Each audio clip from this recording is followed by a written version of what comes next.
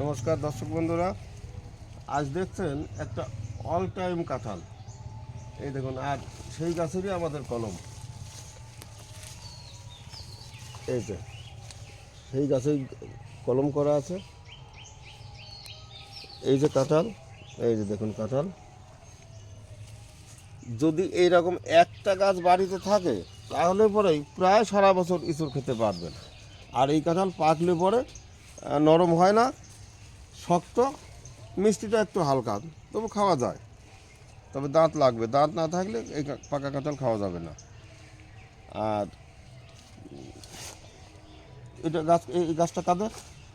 আমাদের। তাহলে বলো, লোকে কি করবে?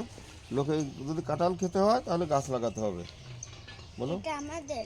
তোমরা লোকে খেতে হয় তাহলে এই গাছটা লাগাতে হবে। এই গাছ না, এই গাছের কলম লাগাতে হবে। কলম লাগাতে হবে। হ্যাঁ, তাহলে পরে সবাই সারা বছর কাঁঠাল খেতে পারবে। সবাই সারা বছর কাঁঠাল খেতে পারবে। আবার শুধু কাঁঠাল না, যদি যারা লেবু ভালোবাসে এই সিডলেসগুলি লাগাবেন। এই দেখুন, এটা পাকা অবস্থায় সিডলেস, এই সাইজ বেশ সাইজ ভালো হয়। আর এটা অল টাইম, একেবারে অল টাইম। এই যে এর বড় একটু,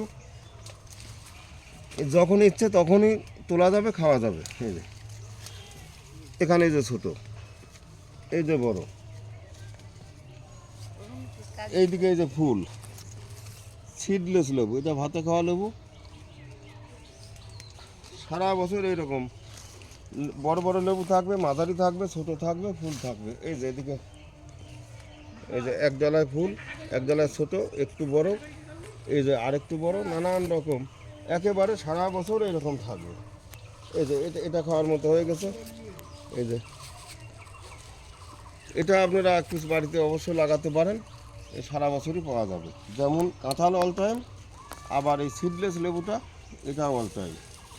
আর দর্শক বন্ধুরা, ভিডিওটা যদি ভালো লাগে অবশ্যই সাবস্ক্রাইব করবেন।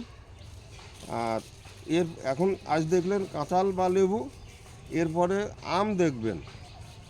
আম এখন হনুমানে যদি রাখতে দেয়, তাহলে পরে অবশ্যই আমগুলি গাছে দেখাতে পারবো, সে ছোটো সাইজ হোক বড়ো সাইজ হোক। আর তারপর পাকা পর্যন্ত রাখতে পারলে, যদি আপনারা মনে করেন পাকার সময়কালে আসবো, খেতেও পারবেন, খাওয়ানো যাবে। সেরকম কিছু কিছু আম আমার জমিতে ধরা শুরু করেছে। চলুন না, সেই আমগুলি দেখে আসি কীরকম আসে।